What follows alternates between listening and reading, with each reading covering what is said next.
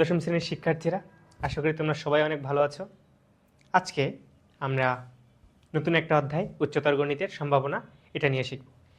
এই সম্ভাবনা চ্যাপ্টারটা, এই অধ্যায়টা আসলে এটার ইম্পর্টেন্স আমি বলবো তোমরা সবচেয়ে বেশি দিয়ে রাখো। কারণ কি, এইটা এমন একটা অধ্যায়, একক অধ্যায়, যে অধ্যায় থেকে এককভাবে একটা সৃজনশীল তোমরা কমন পাবা, লিখে রাখো হায়ার ম্যাথ পরীক্ষায়। আবার এমসিকিউ এইখান থেকে 3 থেকে 4টা আসবেই 25টার মধ্যে। তো এই চ্যাপ্টারটা একই তো সহজ, এটা যে কনসেপ্ট দেখবো, এটা যে ম্যাথের করার প্রসিডিওরগুলো আমরা দেখবো, যে সূত্রগুলো দেখবো, সবগুলো খুবই ইজি, হয়তো একটু লেন্দি, জায়গা বেশি লাগবে, কিন্তু খুবই সহজ। তো এই চ্যাপ্টারটা আমরা যারা দেখছি খুব মনোযোগের সাথে দেখো, বোঝার ট্রাই করো, খুবই সহজ, ঠিক আছে? তো সম্ভাবনা বলতে আসলে কি বোঝায়? আচ্ছা, একটা জিনিস খেয়াল করো, আমরা লুডো তো খেলছি অনেকেই, তাই না? ফোনেও এখন লুডো থাকে গেম, তো সেইখানে কি হয়, 6টা অংশ থাকে, তাই না? একটা ঘনকের কথা চিন্তা করো, তো ঘনকে কয়টা থাকে? 6টা অংশ থাকে, তো 6টা তল আর কি। তো সেই 6টা তলে লুডোর মধ্যে একটা তলে 1, একটা তলে 2, এইভাবে করে কি 6 পর্যন্ত থাকে।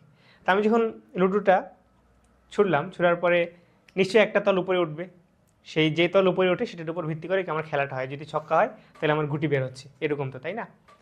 তো এই যে 6টা তলের মধ্য থেকে 6 হওয়ার সম্ভাবনা কত, এইটা আমরা সম্ভাবনার মাধ্যমে বের করব। বা ওই 6টা তলের মধ্যে থেকে যে 6টা সংখ্যা আছে, ওই 6টা সংখ্যার মধ্য থেকে যে কোনো একটা সংখ্যার সম্ভাবনা কত, এটা একটা সম্ভাবনা। আচ্ছা, ক্রিকেটের ক্ষেত্রে চিন্তা করো, কয়েন যখন টস করলাম সেটা কি হয়, হেড না হলে টেল। তো হেড টেল হওয়ার সম্ভাবনা কীরকম? এখানে হয় হেড হবে, না হয় টেল হবে। মাঝামাঝি তো আর কয়েন পরিভাবে দাঁড়ায় থাকে না সাধারণত, তাই না? তো 50-50 চান্স, এটা এক ধরনের সম্ভাবনা, ঠিক আছে? বা যে কোনো একটা ম্যাচের কথা চিন্তা করো, সাপোজ পাকিস্তান ভার্সেস অস্ট্রেলিয়া, তাই না? বা বাংলাদেশ ভার্সেস ইন্ডিয়া খেলা হচ্ছে ক্রিকেট। তো সেই ক্রিকেট বা ফুটবলের কথা চিন্তা করো, আর্জেন্টিনা, ব্রাজিল, বা ফ্রান্স অথবা স্পেন। তো এদের খেলার একটা প্রবাবিলিটি আছে, তাই না? তো এই খেলার তাদের একটা টিম জিতবে, নাহলে একটা টিম হারবে, নাহলে ড্র হতে পারে। এই ঘটনাগুলোকে আমি সম্ভাবনার মাধ্যমে ম্যাথমেটিক্যালি প্রকাশ করব, ঠিক আছে? তো আমার যে ফর্মুলাটা যেটা, সেটা হচ্ছে, দেখো এখানে ম্যাথমেটিক্যালি যদি আমরা কোনো ঘটার সম্ভাবনা দেখতে চাই, তাহলে সেটার ফর্মুলাটা কীরকম? ঘটনাটির অনুকূল উপাদান সংখ্যা ডিভাইডেড বাই সম্ভাব্য মোট উপাদান সংখ্যা। তো আমরা একটা চিন্তা করলাম, ক্রিকেট ম্যাচের কথা চিন্তা করো তুমি, বা ক্রিকেট ম্যাচের কথা চিন্তা করো, কি পাকিস্তান ভার্সেস অস্ট্রেলিয়া, তাই না? এটা একটা ক্রিকেট ম্যাচ। তো এই ক্রিকেট ম্যাচে কি হতে পারে? পাকিস্তান জিততে পারে, বা কি অস্ট্রেলিয়া জিততে পারে।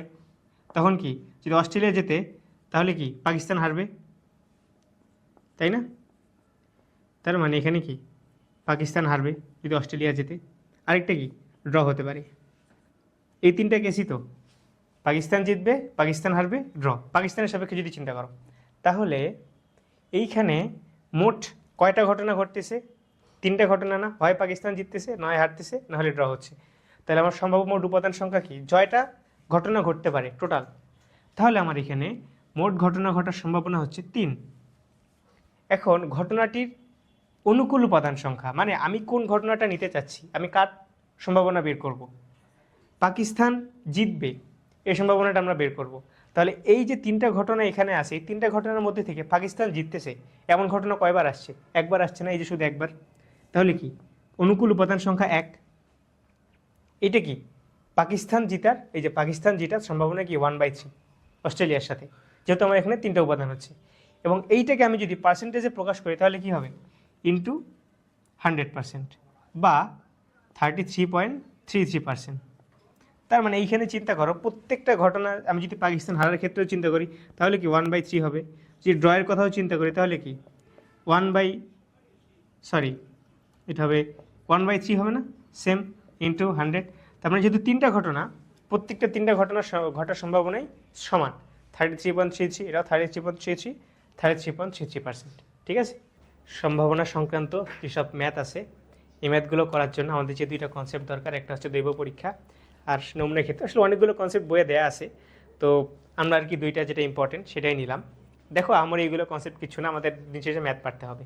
কি বলছে এখানে? দৈব পরীক্ষা, বুঝতে পারছি, এখানে আমি এক্সপেরিমেন্ট করব। সেটা কি, যখন কোনো পরীক্ষার সম্ভাব্য সকল ফলাফল আগে থেকে জানা, কিন্তু একটা নির্দিষ্ট চেষ্টায়, মানে আমি একটা এক্সপেরিমেন্ট করলাম যে কোনো একভাবে করার ফলে একটা যে ফলাফল আসবে সেটা আমি বলতে পারতেছি না। ওইটাই বলছে যে নির্দিষ্ট চেষ্টায় কী ফলাফল আসবে তার নিশ্চিত করে বলা যায় না, সেটা হচ্ছে দৈব পরীক্ষা। তো বলে না যে দৈব চয়ন মানে কি, এটা সৃষ্টিকর্তার, মানে সৃষ্টিকর্তা যদি কাউকে পিক করে কোনো একটা কাজের জন্য, সেটা কি কেউ দুনিয়ার কেউ বলতে পারবে? কেউ বলতে পারবে না। তবে সেটা ঠিক এমন দৈব পরীক্ষা হচ্ছে, সাপোজ আমি যদি হেড আর টেল নেই, ঠিক আছে, হেড আর টেল একটা কয়েন, ঠিক আছে, কয়েনটা আমি ফ্লিপ করলাম ক্রিকেটে, তো হেড হবে না হয় টেল হবে, আমি সম্ভাব্য সকল ফলাফল জানি, হয় হেড হবে না হয় টেল হবে, তাই না? কিন্তু আমি ফ্লিপ করার পরে সেইটা হেড হবে কি টেল হবে এটাকে আমি বলতে পারবো? বলতে পারবো না। তো এই যে হেড আর টেল আমি কয়েনটা যে ফ্লিপ করলাম, এটা একটা পরীক্ষা করলাম, এটা কি, এটা আমার একটা দৈব পরীক্ষা। বা আমি যে লুডোর কথা যেটা বললাম, তো লুডোর এখানে কি 6টা তল টোটাল, তাই না, এই যে ঘনকের মতো, তাহলে প্রত্যেকটা তলে কি একটা করে নম্বর খোদাই করা আছে, তো সেখানে 1 2 3 4 5 6 পর্যন্ত। আমি জানি যে 6টার মধ্যে থেকে যে কোনো একটা হবে, তার মানে টোটাল ফলাফল আমি জানি 6। কিন্তু আমি এটাকে ছুঁড়ে মারলাম, মারার পরে যে কোনো একটা তো উপরে উঠবে, তাই না? সেইটা যে এখন কোন সংখ্যা হবে সেটা আমি জানি না। এই যে পরীক্ষাটা করলাম, এটাই হচ্ছে আমার কি দৈব পরীক্ষা। এবার আসো নমুনা ক্ষেত্র ও নমুনা বিন্দু। নমুনা ক্ষেত্র কি? কোনো দৈব পরীক্ষার সম্ভাব্য সকল ফলাফল নিয়ে গঠিত সেটকে নমুনা ক্ষেত্র বলে। তার মানে এই যে আমি কয়েন ফ্লিপ করলাম ইচ আর টেল, মানে হেড অথবা টেল, তো সম্ভাব্য ফলাফল কি, হয় হেড না হয় টেল। এই যে সম্ভাব্য ফলাফল এই দুইটা, তাই না, সম্ভাব্য সকল ফলাফল এই দুইটা বেরোতে হওয়া সম্ভব না একটা কয়েন ফ্লিপ করলে। এইটাকে যদি আমি একটা সেটের মাধ্যমে প্রকাশ করি, তাহলে এইটাই কি হচ্ছে আমার নমুনা ক্ষেত্র। বুঝতে পারছো বিষয়টা? নমুনা ক্ষেত্র কি? সম্ভাব্য সকল ফলাফল নিয়ে গঠিত যে সেট, সেটা হচ্ছে আমার নমুনা ক্ষেত্র। আর এই যে নমুনা ক্ষেত্রের মধ্যে কয়েকটা উপাদান আছে না, নমুনা ক্ষেত্রের প্রত্যেকটা উপাদানকে, নমুনা ক্ষেত্রের প্রত্যেক উপাদানকে বলে কি, নমুনা বিন্দু। নমুনা বিন্দু কি বুঝতে পারতেছে? নমুনা ক্ষেত্র থেকেই আসবে। নমুনা ক্ষেত্রের মধ্যে জয়টা বিন্দু থাকবে সেটাই হচ্ছে, বা জয়টা উপাদান, বিন্দু না উপাদান, সেটা হচ্ছে আমার নমুনা বিন্দু। তো আমি যদি এই যে হেড আর টেলের ক্ষেত্রে নিলাম, এখন এই যে আমি কিউবের ক্ষেত্রে যদি নেই, এখানে কি হতে পারে, 1 হতে পারে, লুডো 3 4 5 6, এটা কি আমার নমুনা ক্ষেত্র। যতগুলো সম্ভাব্য সকল ফলাফল এদের নিয়ে একটা সেট হচ্ছে, এই পুরো সেটের সমন্বয়ে কি নমুনা ক্ষেত্র পাচ্ছি, এবং এই সেটের যে প্রত্যেকটা উপাদান, প্রত্যেকটা উপাদান কি আমার নমুনা বিন্দু। ঠিক আছে, এবার দেখো আমরা একটা ম্যাথ সলভ করি। কি বলছে, একটি থলেতে একই ধরনের 6টি কালো, 5টি লাল, 8টি সাদা মার্বেল আছে। একটা থলে, তার মধ্যে 3 ধরনের মার্বেল, কালো, লাল ও সাদা মার্বেল। থলে হতে একটা মার্বেল দৈবভাবে নির্বাচন, মানে দৈব নির্বাচন কি, আমি সম্ভাব্য সব ফলাফল জানি, কিন্তু আমি ওই একটা নির্বাচনে কি ফলাফল আসবে সেটা আমি জানি না। নিম্নলিখিত সম্ভাবনাগুলো বের করো। তো নির্বাচিত মার্বেলটি কি লাল হবে, কালো হবে, সাদা হবে, নাকি কালো নয়? তো 3টার ক্ষেত্রে আমার এই 4টার ক্ষেত্রে সম্ভাবনা বের করতে হবে। তো কোনো ঘটনা ঘটার সম্ভাবনা সমান সমান আমরা কি জানি, অনুকূল উপাদান সংখ্যা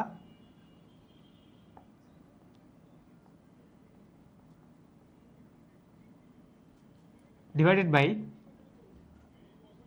মোট উপাদান সংখ্যা। ঠিক আছে, মোট উপাদান সংখ্যা, এটা কি কোনো ঘটনা ঘটার সম্ভাবনা।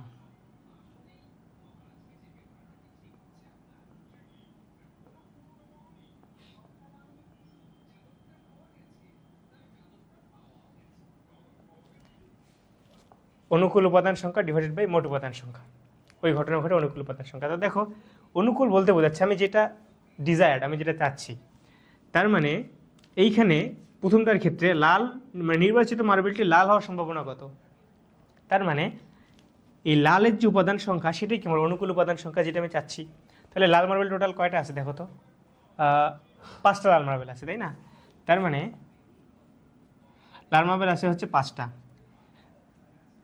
কালো মার্বেল কয়টা, কালো মার্বেল হচ্ছে 6টা। আর সাদা মার্বেল কয়টা, 8টা। এখন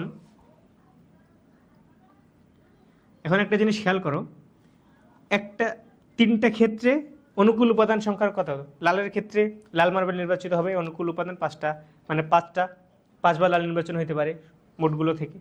কালো 6বার কালো নির্বাচন হতে পারে, সাদা 8টা আছে, তার মানে কি 8বার সাদা নির্বাচন হতে পারে।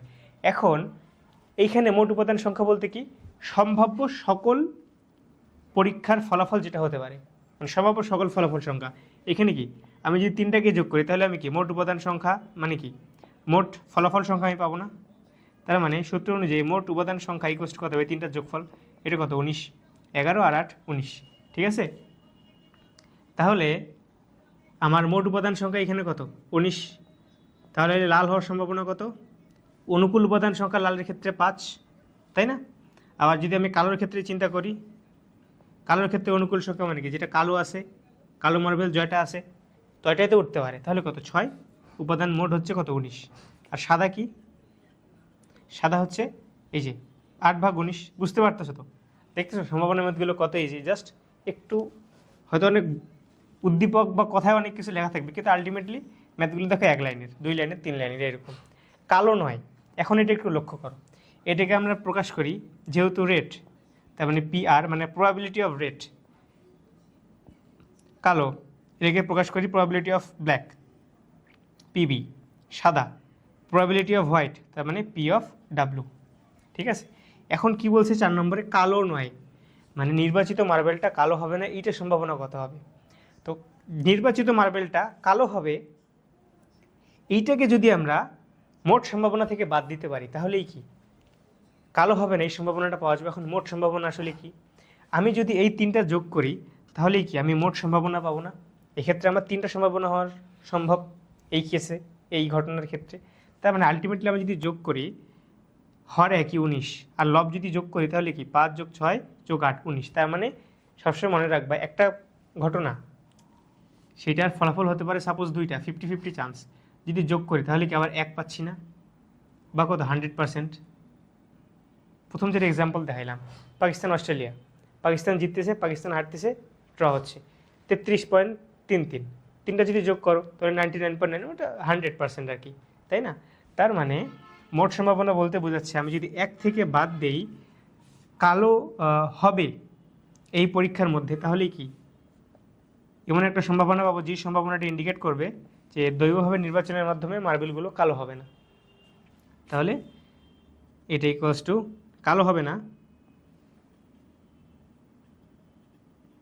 কালো নয় ইকুয়ালস টু কী হবে, তাহলে 19 - 6 / 19 ইকুয়ালস টু কত 13/19, বুঝতে পারছো। আচ্ছা দেখো আরেকটা ম্যাথ, আমরা কিছুক্ষণ আগে যেটা করলাম সেটা ছিল আমরা বক্স থেকে বিভিন্ন রঙের বল ঠিক করছি, তাই না, বল এখানে দুইভাবে নির্বাচন করছি। এইটাতে কি করব দেখো, নিরপেক্ষ ছক্কা নিক্ষেপ করা হলো। তো আমি শুরুতেই বললাম কি যে যখন আমরা এক্সাম্পলগুলো দেখলাম, লুডো আমরা সবাই খেলছি তাই না, লুডোর যে ছক্কাটা সেটা কি একটা ঘনক না, 3টা দিকই তার সমান, দৈর্ঘ্য প্রস্থ উচ্চতা 3টাই সমান। তো এবং এই প্রত্যেকটা তলে একটা করে সংখ্যা খোদাই করে থাকা, তো একটা কি 1 2 3 4 5 6, তাই না। এটাকে কি বলা যায় তাহলে, নমুনা ক্ষেত্র। নমুনা ক্ষেত্র কি একটা নির্বাচন বা একটা এক্সপেরিমেন্টের যতগুলো নমুনা বিন্দু হওয়া সম্ভব সবগুলোকে যদি আমরা সেট হিসেবে প্রকাশ করি তাহলে সেটা কি হচ্ছে নমুনা ক্ষেত্র, এবং সেটাকে আমি এই যে সেট হিসেবে প্রকাশ করলাম। তো 1 থেকে 6 পর্যন্ত এখানে যে কোনো কিছু হতে পারে, একটা নিরপেক্ষ ছক্কা যদি আমি নিক্ষেপ করি, আমি তো জানি না কোনটা হবে, নিক্ষেপ করলাম হয়তো 1 হতে পারে, নাহলে 2, নাহলে 4 5 6 যে কোনো একটা। তো এখন আমাকে নিম্নোক্ত সম্ভাবনাগুলো বের করতে হবে, তাই না। টোটাল 5টা আছে, তাহলে আমরা একটা একটা করে দেখি। কি বলছে প্রথমে, 4 আসার সম্ভাবনা কত। তো আমি যদি একটা ছক্কা নিক্ষেপ করি যে কোনো একটা তো আসবে, তাই না, একসাথে তো 2টা আসা সম্ভব না, হয় 4 আসবে, না হয় 3 আসবে, আর না হয় বাকি 4টার মধ্যে থেকে যে কোনো একটা আসবে। তাহলে 4 আসার সম্ভাবনা যদি আমরা বের করতে চাই, আমার ফর্মুলা কি ছিল, নিজে কি থাকবে মোট উপাদান সংখ্যা, তাই না, আর লবে কি থাকবে অনুকূল উপাদান সংখ্যা, মানে কি আমি যেটা চাই ডিজায়ার্ড।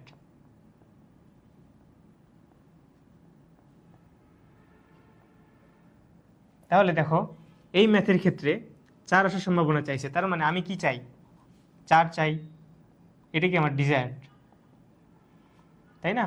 তো আমি এই 6টার মধ্যে থেকে 4 চাচ্ছি, 4 এখান থেকে কয়বার আসা সম্ভব, 6টার মধ্যে থেকে একবারই না, এখানে শুধুমাত্র 4টা একবারই আছে। তাহলে আমার মোট অনুকূল উপাদান সংখ্যা এখানে 1, আর মোট উপাদান সংখ্যা কি এখানে দেখো তো টোটাল 6টা না, তাহলে এই যে হচ্ছে আমার 6, তাহলে 4 আসার সম্ভাবনা এখানে 1/6। দেখো মানে ইজি না, জাস্ট এই ফর্মুলাটা মনে রাখবো আর এই অনুকূল উপাদানের সাথে মোট উপাদান সংখ্যাটা রিলেট করবো তাহলেই হবে। তারপরে দেখো বিজোড় সংখ্যা আসার সম্ভাবনা, 1 থেকে 6-এর মধ্যে বিজোড় সংখ্যা কয়টা, 3টা না, 1 3 5, এর বাইরে কি আছে বিজোড় সংখ্যা?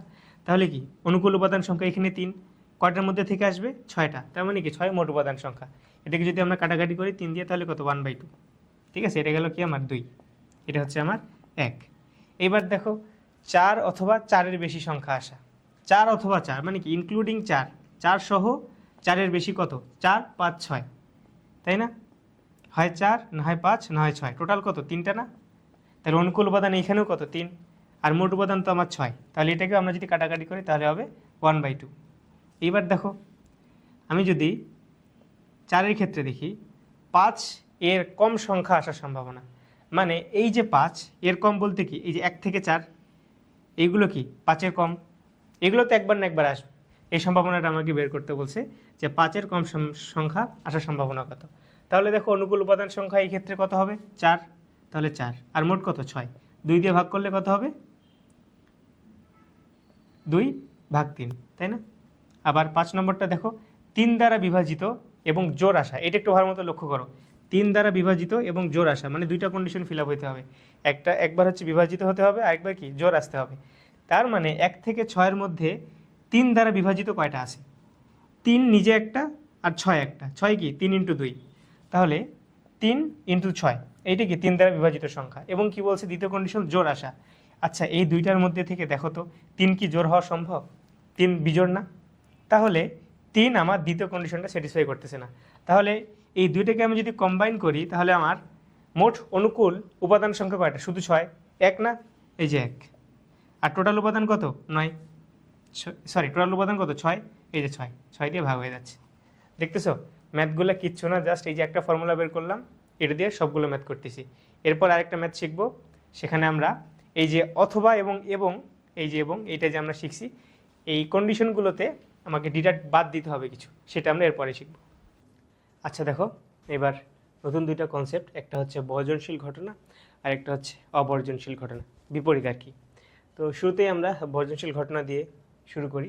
কি বলছে দেখো, মিউচুয়ালি এক্সক্লুসিভ ইভেন্ট, এটা দিয়ে আসলে কি বোঝাচ্ছে, দুইটি ঘটনা তখনই বর্জনশীল হয় যখন তাদের মধ্যে কোনো সাধারণ নমুনাবিন্দু থাকে না। আচ্ছা নমুনাবিন্দু আমরা কি পড়ছিলাম বলো তো, সাপোজ এই যে আমি একটা এক্সাম্পল এখানে নিয়ে রাখছি, নিরপেক্ষ ছক্কা নিক্ষেপ করা হলো। তো ছক্কার ক্ষেত্রে যখন আমি একটা ছক্কা নিক্ষেপ করব, তার কি কি আসতে পারে 1, 2, 3, 4, 5, 6, এইগুলোকে যেই উপাদানগুলো আসতেছে তাই না, সেইগুলো হচ্ছে একটা একটা করে নমুনা বিন্দু। মানে আমি যদি নমুনা ক্ষেত্র বলি তাহলে যতগুলো সম্ভাব্য ফলাফল আসা সম্ভব সেগুলোকে একত্রে আমি নমুনা ক্ষেত্র বলি। তো এই যে নমুনা ক্ষেত্রের মধ্যে প্রত্যেকটা উপাদান মানে 1, 2, 3, 4, 5, 6 আলাদা আলাদা করে কি নমুনা বিন্দু। তো দুইটা ঘটনা ঘটবে এইখানে, দুইটা ঘটনার মধ্যে যদি কোনো সাধারণ নমুনা বিন্দু না থাকে, মানে একটা ঘটনায় মনে করো 1 আর 3 আসলো, আরেকটা ঘটনায় আসলো 2, 4, তো এই দুইটা ঘটনার মধ্যে কি কোনো সাধারণ নমুনা বিন্দু আছে? এমন কোনো নমুনা বিন্দু বা এমন কোনো সংখ্যা চিন্তা করো এই দুইটার মধ্যে কমন আছে? নাই। তাহলে এইটা হচ্ছে আমার একটা মিউচুয়ালি এক্সক্লুসিভ ইভেন্ট। কি বলছে তারপরে দেখো, তাদের মধ্যে কোনো সাধারণ নমুনা বিন্দু থাকে না। দুই বা ততোধিক ঘটনা যদি পরস্পর এরূপে সম্পর্কিত থাকে যাতে তাদের যে কোনো দুইটি ঘটনা একই সাথে ঘটা সম্ভব নয়, তাহলে উক্ত ঘটনাসমূহকে পরস্পর বর্জনশীল বা বিচ্ছিন্ন ঘটনা বলে। সেকেন্ডটায় আসো যে কি দুইটি ঘটনা একই সাথে ঘটা সম্ভব নয়, তো এইখানে 3 একই সাথে এইটাতেও আছে আবার এইটাতেও আছে, এটা কি সম্ভব? সম্ভব না। দুইটা পরীক্ষাতে আমরা নিয়ে দেখলাম রেজাল্ট কি হচ্ছে, হয় 1, 3 না হয় 2, 4। তো হয় 3 প্রথম ক্ষেত্রে হবে আর না হয় দ্বিতীয় ক্ষেত্রে হবে, বুঝছো? কিন্তু একসাথে এই দুইটা পরীক্ষারই ফলাফল কিন্তু 3 আসবে না, বুঝতে পারছো বিষয়টা? এই কথাটাই হচ্ছে আমার এইখানে বলছে যে এই যে দুইটি ঘটনা একই সময়ে ঘটা সম্ভব নয়। আর শুরুতেই যেটা একদম শর্টকাট, যখন তাদের মধ্যে কোনো সাধারণ নমুনা বিন্দু থাকে না। তো এই যে বর্জনশীল ঘটনা মেইন কনসেপ্টটা হচ্ছে তাদের মধ্যে কোনো সাধারণ বিন্দু থাকা যাবে না। এখন এই এক্সাম্পলটা একটু লক্ষ্য করো যে নিরপেক্ষ ছক্কা আমি যদি নিক্ষেপ করি তাহলে কি আমার এই যে 6টা হচ্ছে এটাকে আমি সেট ধরলাম তাই না, নমুনা ক্ষেত্র আর কি। তো 4 দ্বারা বিভাজিত অথবা বিজোড় আসার সম্ভাবনা বের করো। আচ্ছা এই যে 1 থেকে 6-এর মধ্যে ছক্কা কি 1 থেকে 6 পর্যন্তই তো থাকে তাই না, 4 দ্বারা বিভাজিত, 4 দ্বারা বিভাজিত এখানে কয়টা আছে? শুধু 4 আছে না? এই 4 বাদে আর এখানে কিচ্ছু আছে? কিচ্ছু আসা পসিবল এখানে 4 বাদে? তাহলে 4 দ্বারা বিভাজিত হচ্ছে শুধুমাত্র 4। আবার বিজোড় আসার সম্ভাবনা, তার মানে এখানে বিজোড় কী কী আছে দেখো তো, 1 3 5, তাই না? 1 3 5, এবারে তো আর বিজোড় নেই। তো এইখানে কিন্তু দুইটা ঘটনা ঘটছে, এক হচ্ছে 4 দ্বারা বিভাজিত, আবার বিজোড় আসা। তার মানে কি আমি এখানে দুইটা সেট পাইলাম না? দুইটা ঘটনা, কিন্তু এই দুইটার মধ্যে কোনো সাধারণ নমুনা বিন্দু আছে, কমন কি আছে? নেই। তার মানে এই দুইটা ঘটনা হচ্ছে কি বর্জনশীল ঘটনা বা মিউচুয়াল এক্সক্লুসিভ ইভেন্ট। এখন আমাকে যে ম্যাথটা বের করতে বলছে সেটা কি 4 দ্বারা বিভাজিত অথবা, এই যে অথবা, এটা একটু লক্ষ্য করো, অথবা, ঠিক আছে, আসার সম্ভাবনা, বিজোড় আসার সম্ভাবনা বের করো। তার মানে এবং এইখানে আমি একটা ফর্মুলা লিখছি, P of A union B যদি হয় তাহলে P of A plus P of B, এটা আমরা সেট থেকে জানি। মানে যখন ইউনিয়ন হয়, ইউনিয়ন মানে কি সেটের সংযোগ, সংযোগ মানে কি যোগ করা। তো যখন আমার কোনো বর্জনশীল ঘটনা ঘটে, তার মানে এখানে যেহেতু কোনো সাধারণ নমুনা বিন্দু নাই, আমি এইটার ক্ষেত্রে যে সম্ভাবনা পাবো, এইটার ক্ষেত্রে যে সম্ভাবনাটা পাবো, ঘটার সম্ভাবনা, এদের যদি আমি যোগ করে দেই তাহলেই কি এদের সম্মিলিত যে সম্ভাবনা সেটা আমি পাবো না, কারণ এদের মধ্যে তো কোনো কমন নাই। যদি একটা ঘটনা, একটা নমুনা বিন্দু এইখানেও থাকতো, এইখানেও থাকতো, তাই না? সাপোজ এইখানেও আমি ধরে নাও 4 ধরলাম, তো আমি যদি এখন এই দুইটা যোগ করি তাহলে কি 4 দুইবার যোগ হয়ে যাচ্ছে না? কারণ কি এখানে একটা 4, এখানেও আরেকটা 4 হচ্ছে, তখন তার মানে এখানে 4 দুইবার আছে, তাই না? তো সেই ক্ষেত্রে চিন্তা করো, এইখানেও 4, এইখানেও 4, আমি যদি এই দুটো যোগ করি 1 3 5 আর একটা একক 4, একটা 4 যোগ হয়ে গেল। আবার দেখো এই 4 এই 4 এটাও কি যোগ হয়ে যাচ্ছে না? মানে ডাবল যোগ হচ্ছে না? এই জন্যই মিউচুয়ালি এক্সক্লুসিভ বা হচ্ছে বর্জনশীল ঘটনার ক্ষেত্রে মেইন কন্ডিশনটা হচ্ছে দেখতে হবে সাধারণ নমুনা আছে কিনা।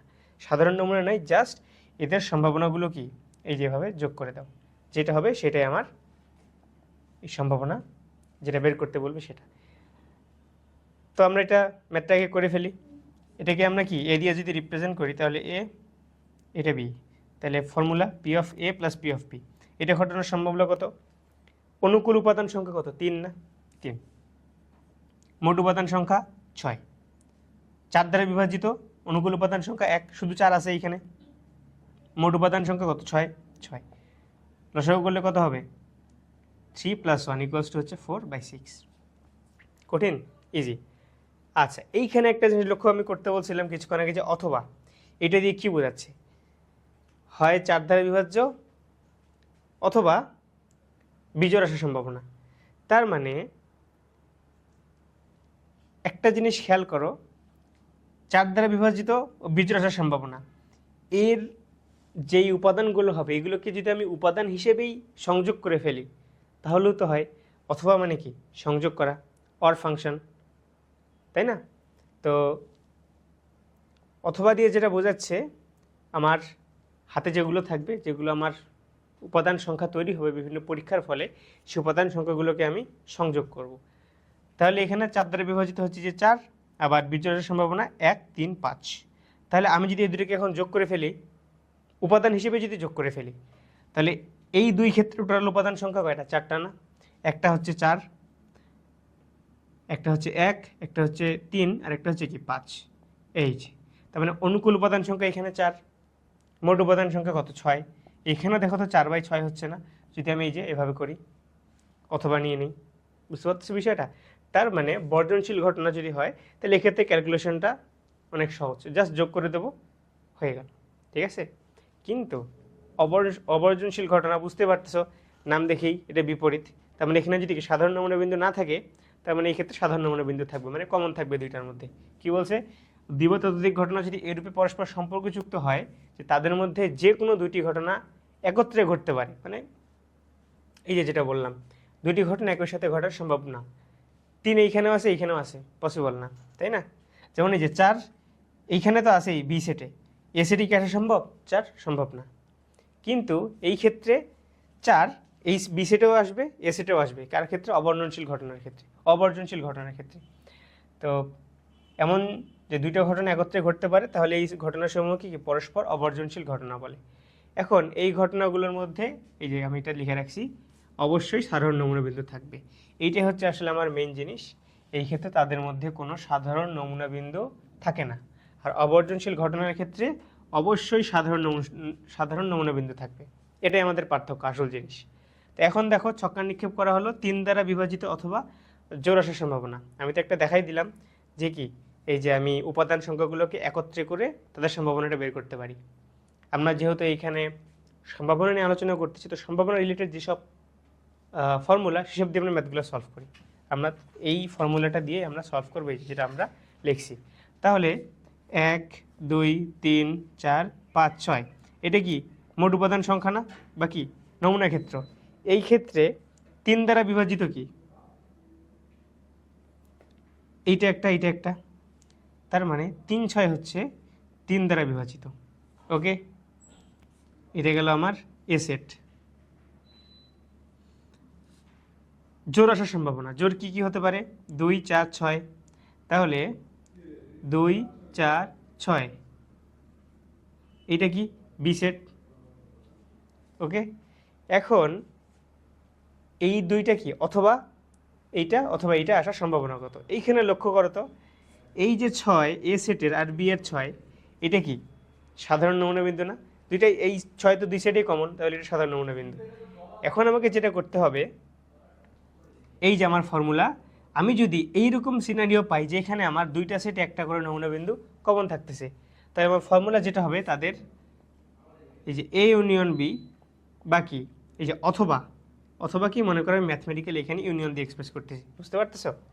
তো ইউনিয়ন বি এর ক্ষেত্রে কি হবে, এই যে ফর্মুলাটা অ্যাপ্লাই হবে। তার মানে পি অফ এ মানে কি, পি অফ এ আসার সম্ভাবনা কত? প্রবাবিলিটি অফ সেট এ, মানে probability of happening of set A আর কি, এ হওয়ার সম্ভাবনা কতটুকু? তাহলে উপাদান সংখ্যা, অনুকূল উপাদান সংখ্যা 2 ডিভাইডেড বাই মোট উপাদান সংখ্যা 2/6 যোগ বি কত, উপাদান সংখ্যা 3 3/6 মাইনাস, এখন চিন্তা করো তো, এ ইন্টারসেকশন বি মানে কি, এ আর বি এর মধ্যে কমন, এ আর বি এর মধ্যে কমন কি দেখো তো, শুধু 6 না, এটা কি এ ইন্টারসেকশন বি 6, তাহলে এ ইন্টারসেকশন বি এই সেটের উপাদান সংখ্যা কত? 1 1, মোট উপাদান সংখ্যা কই থেকে, এই যে এখান থেকে 6, তাহলে এটাকে আমরা ক্যালকুলেট করলে কি বাকিটা পাবো। তাহলে কি লসাগু করে নাও, আর কিচ্ছু নাই, যে 2 3 -1, তাহলে কত হয় 5 - 1, এটাও কত 4/6। ঠিক আছে, ম্যাথগুলো ইজি না? জাস্ট ঠান্ডা মাথায় দেখো, সব কিছু বুঝে যাবে। এবার দেখো 3টা কনসেপ্ট আমরা শিখি। শুরুতেই কি বলা হচ্ছে, সমসম্ভাব্য ঘটনাবলী। তো নাম দেখেই বুঝতে পারছো যে যে ঘটনাগুলো ঘটার সম্ভাবনা সমান। এখানে তাই বলতে, যদি কোনো পরীক্ষার ঘটনাগুলো ঘটার সম্ভাবনা সমান হয়, অর্থাৎ একটি অপরটির থেকে বেশি বা কম সম্ভাব্য না হয়, মানে একই হয় আর কি, তবে ঘটনাগুলোকে সমসম্ভাব্য বলে। তো সাপোজ আমি ছক্কা নিক্ষেপ করলাম, ছক্কার মধ্যে কত থাকতে পারে? 1 2, তারপর 3 4 5, আর এটা কত 6, তাই না? তো এটার মধ্যে চিন্তা করো, প্রত্যেকটা ঘটনা ঘটার মানে হয় 1 আসবে, না হয় 2 আসবে, না হয় 3 আসবে, না হয় 4, না হয় কি 5, এই সবগুলো ঘটার সম্ভাবনা কত? 1/6 না? মানে 1 একবারই আসতে পারে, 2 একবারই আসতে পারে, একসাথে তো 2টা আসবে না। তার মানে এই ছক্কা নিক্ষেপ করার কারণে তার যে 6টা নমুনা ক্ষেত্র তৈরি হচ্ছে বা নমুনা বিন্দু, এগুলো ঘটার সম্ভাবনা সমান। তার মানে এই ঘটনাটাকে আমরা বলতে পারি সমসম্ভাব্য ঘটনা বলি। এবার আসলে নিশ্চিত ঘটনা, মানে কোনো পরীক্ষার যে ঘটনা অবশ্যই ঘটবে কে নিশ্চিত ঘটনা বলে। নিশ্চিত ঘটার ক্ষেত্রে সম্ভাবনার মান হচ্ছে 1। তো একটা ঘটনা আমি জানি যেমনটা হবে, সাপোজ আমি কোনো কারণে বলে দিলাম যে ছক্কার মধ্যে নিক্ষেপ করলাম, আমার আসলে হচ্ছে 1, তো এই 1 ঘটার সম্ভাবনা 100%, তার মানে কত? 1, এটা সম্ভাবনার মান হচ্ছে 1। এখন চিন্তা করো, আমি ছক্কার এক্সাম্পলটাই নেই, 1 2 3 4 5 6, তাই না? 6টা নমুনা বিন্দু, 6টা ক্ষেত্র হতে পারে এইখানে। এখন এইখানে কি 7-এর চাইতে কোনো বেশি আছে? 6-এর চাইতে কোনো বেশি আছে? নেই, হয় 6 নিলে 6-এর চাইতে কম। তার মানে আমি যদি এভাবে বলি যে এই একটা ছক্কা নিক্ষেপ করার ফলে 7-এর চাইতে কম সংখ্যা আসার সম্ভাবনা কত? 7-এর চাইতে ছোট দাও,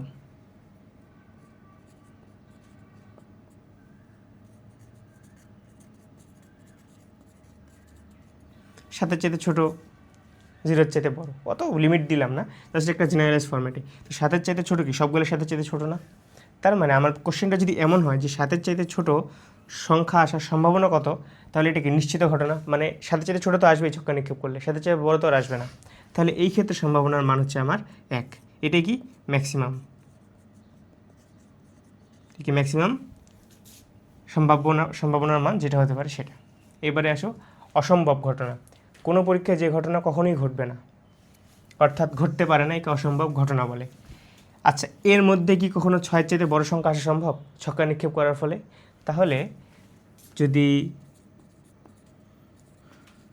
6-এর থেকে কি প্রশ্নটা কি ছক্কা নিক্ষেপ করলে, তাই না, 6-এর থেকে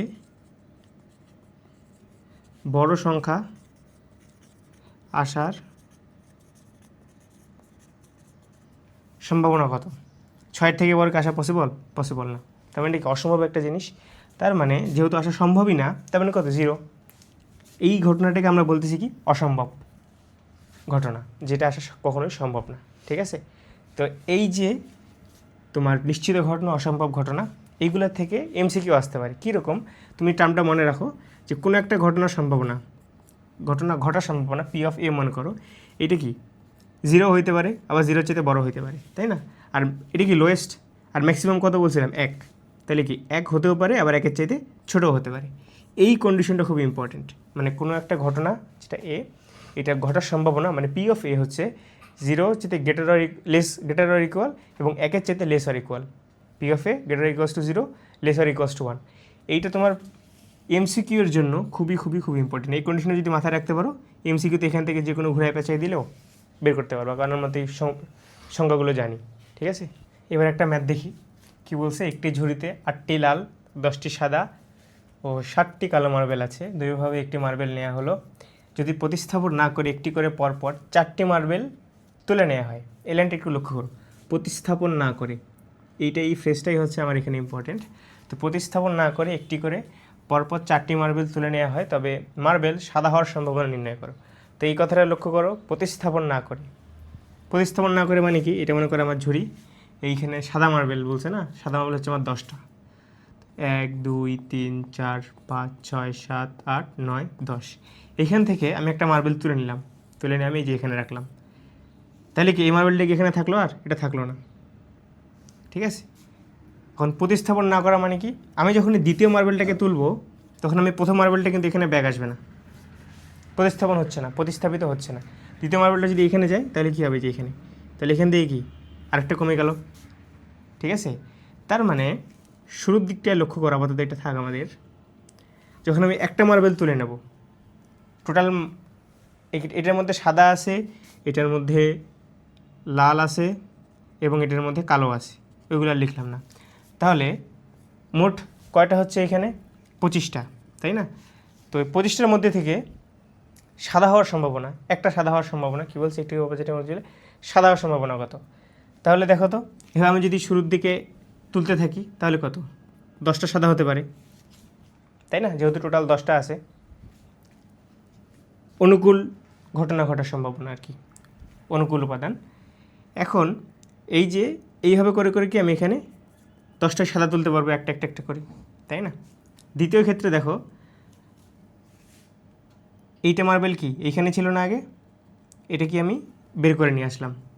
তো একইভাবে যেহেতু 10টা মার্বেল আছে, 10টাই কি আমি একটা করে তুলে 10টা সাদা হতে পারে, যেটাই ভাবে। এটা ভালো মতো বোঝো আর কি। এরপরে যখন এটা আমি তুলেই ফেললাম, এটা কিন্তু আমি প্রতিস্থাপিত করবো না, এখানে আর রাখবো না রেখেই আমার যে দ্বিতীয় মার্বেলটা আছে, এইটাকে আমি এখন বের করে নিয়ে আসবো। তাহলে দ্বিতীয় মার্বেলটা কয়টার মধ্যে থেকে বের হচ্ছে? একটা মার্বেল কমে গেছে না? তার মানে এখান থেকে 1 বিয়োগ হচ্ছে না? দ্বিতীয় ক্ষেত্রে যখন আমি দ্বিতীয় মার্বেলটা এই বক্স থেকে বের করব, তাহলে এই দ্বিতীয় মার্বেলটা যে বের হচ্ছে, এইটা কয়টা সাদার মধ্যে থেকে বের হচ্ছে? 10টা থেকে একটা সাদা তো বের হয়েই আছে অলরেডি, এটাকে তো প্রতিস্থাপিত করি নাই। তাহলে এটা কত? 9। একইভাবে এইটাও তাহলে কি প্রতিস্থাপিত করব না? এখন কি এইটা বের হইলো, এইটা কি 3। তাহলে এই 3 নম্বর মার্বেলটা কয়টার মধ্যে থেকে বের হচ্ছে? এটার থেকে 1 কম, তাই না? 8। প্রতিস্থাপিত হচ্ছে না, তাহলে এখানে কত? 3, 23। বুঝতে পারতেছ? এবং এখানে কি বলছে দেখো, একটি করে পরপর 4টি। এই যে একটা তুললাম, 2টা, 3টা, 4টাও কী হবে? তাহলে 22টা। বুঝতে পারতেছো কীভাবে একটা করে কম হচ্ছে? কারণ প্রতিস্থাপন করতেছে। নর্মালি এই আগের ম্যাথগুলোতে একটা তুললাম, ওইখানে বলা থাকে না, তো আমরা ওইটা ধরে নেই যে ওটা আবার ওইখানেই চলে যাচ্ছে। তার মানে দিন শেষে এই তোমার যে মোট ঘটনা ঘটার সম্ভাবনা বা মোট যেটা উপাদান সংখ্যা ঘটনার এটা একই থাকে, বুঝতে পারছো? এখন একটা জিনিস লক্ষ্য করো, মার্বেল সাদা হওয়ার সম্ভাবনা নির্ণয় করো। এইখানে এখন আমি কি করব, আমার আলটিমেট উত্তরটা এখান থেকে আমি কীভাবে পাবো? আমার তো 4টা ক্ষেত্রে আমি পেয়ে গেলাম, 4টা কন্ডিশন পেয়ে গেলাম, তাই না? এইখানে যেটা করতে হবে, গুণ করতে হবে। এখন একটু জিনিস লক্ষ্য করো, আমি এখানে গুণ কেন করব? তো প্রতিস্থাপন না করে 4বার মার্বেল তোলা হইলো, এখন এই মার্বেল ঘটার সম্ভাবনা কত? এইটা আসলে কোন ফরম্যাটে আছে, মানে এর মধ্যেকার কথাটা আসলে কি হয়? এইটা হবে, তাই না? এটাও সাদা হওয়ার সম্ভাবনা। আমার কি চাচ্ছে? আলটিমেটলি সাদা হওয়ার সম্ভাবনা চাচ্ছে। এবং কয়ভাবে সাদা হচ্ছে? 4ভাবে মার্বেল তোলা হইলো। তার মানে এটাও একটা সাদা হবে, তাই না? এইটাও একটা সাদা হবে। তার মানে কি এই সবগুলো সাদা কি এবং হিসাবে আসে না? এইটাও সাদা, অথবা নাই তো, মানে হয় 1 না হয় 2। এইটা কত? অথবা হিসেবে আসে না, 1 অথবা 2 হবে। কিন্তু এইখানে দেখো তো সবগুলোই সাদা হচ্ছে না, তার মানে এটাও সাদা এবং এটাও সাদা এবং এটাও সাদা এবং এটাও সাদা। এখানে কিন্তু অথবা হওয়ার কোনো সুযোগ নেই, ঠিক আছে?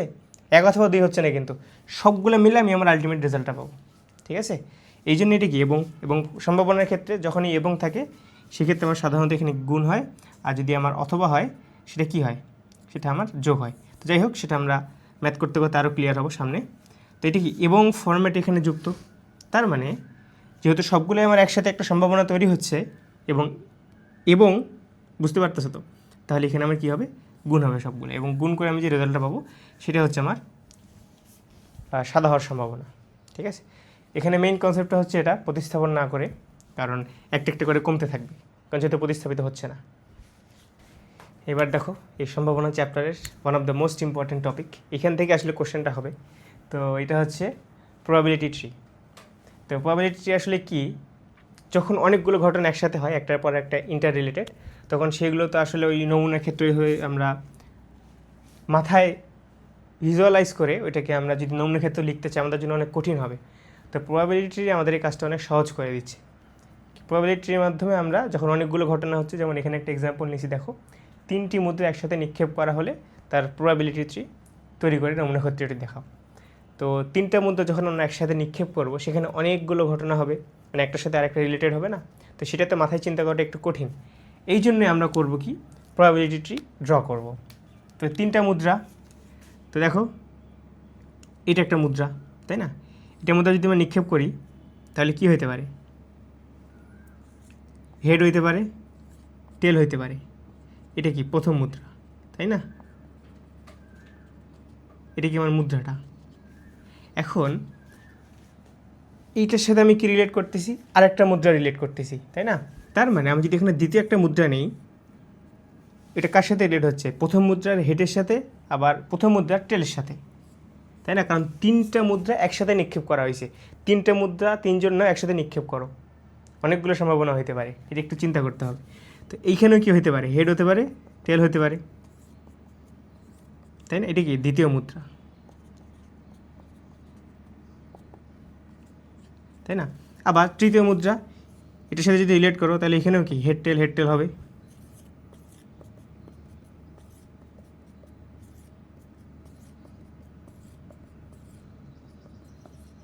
তাই না? বুঝতে পারছো? এটা কি 3 নম্বর মুদ্রা। তাহলে দেখো, আমি 3টা মুদ্রা একসাথে নিক্ষেপ করাতে আমার একটা নমুনা ক্ষেত্র তৈরি হচ্ছে, যেটাকে আমি প্রকাশ করলাম কিসের মাধ্যমে? প্রবাবিলিটি ট্রির মাধ্যমে। মানে পুরো ঘটনাটাকে আমি এই একটা দেখো গাছের মতো স্ট্রাকচার হয়েছে সম্ভাবনা, প্রবাবিলিটি ট্রি, এটার মাধ্যমে প্রকাশ করছি। তো এইটার আমার নমুনা ক্ষেত্র আমরা দেখাবো। তো নমুনা ক্ষেত্রে আমরা কি জানি? সেকেন্ড ব্র্যাকেট দিয়ে আবদ্ধ থেকে, তাই না? তো এবং এখানে যে নমুনা বিন্দুগুলো হচ্ছে এগুলোকে আমরা সমন্বয় করব। তাহলে দেখো এখানে কয়টা? এই যে এটা একটা হচ্ছে, আবার এইটা একটা হচ্ছে, এইচটি এটার সাথে, এইটার সাথে, এইটা, এইটা, এইটা, আবার এইটা, টোটাল 8টা হচ্ছে। তাহলে আমরা এগুলো লিখে ফেলি। এইটা 3টা এইচের সাথে এইচ, আবার এখানে টি, এখানে এইচ, আবার কি টি, এইচ, তাহলে কত? টি, এই যে এখানে টিটিএইচ আর টিটিটি, টিটিএইচ, টিটিটি, ঠিক আছে?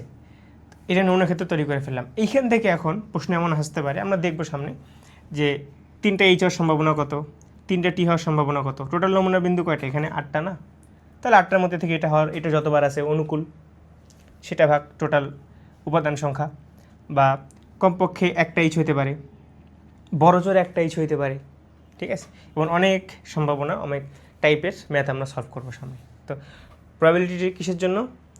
বড় জিনিসকে সহজে ভিজুয়ালাইজ করার জন্য, ঠিক আছে। আবার কিছু কিছু ক্ষেত্রে দেখবা যে প্রবাবিলিটিও কাজ করতেছে না, যেমন আমি কিছুক্ষণ আগে বললাম না যে যখন আমরা মুদ্রা 5 বা 6 বার নিক্ষেপ করব, তখন একটা মুদ্রাই হচ্ছে এখানে মনে করো সাপোজ 6টা, এরকম এই পাশে একটু লিখি 1 2 3 4 5 6। এটার সাথে যদি আমি পরের মুদ্রাটাকে রিলেট করতে চাই, তাহলে এখান থেকে কি আবার 6টা হচ্ছে না, ঠিক আছে। আবার এখান থেকে এরকম 6টা, তো 6 6 36টা হবে নমুনা বিন্দু। তো এইটাকে কিন্তু আমরা আসলে এইভাবে লেখাটা, মানে প্রবাবিলিটি দিয়ে এটাকে ড্র করা অনেক কঠিন। সেই ক্ষেত্রে আমরা এরকম বক্স করে তাদের বিভিন্ন পয়েন্ট কমন নিয়ে তাদের মানগুলো বসায় আমরা এরকম করে মানগুলো বের করব।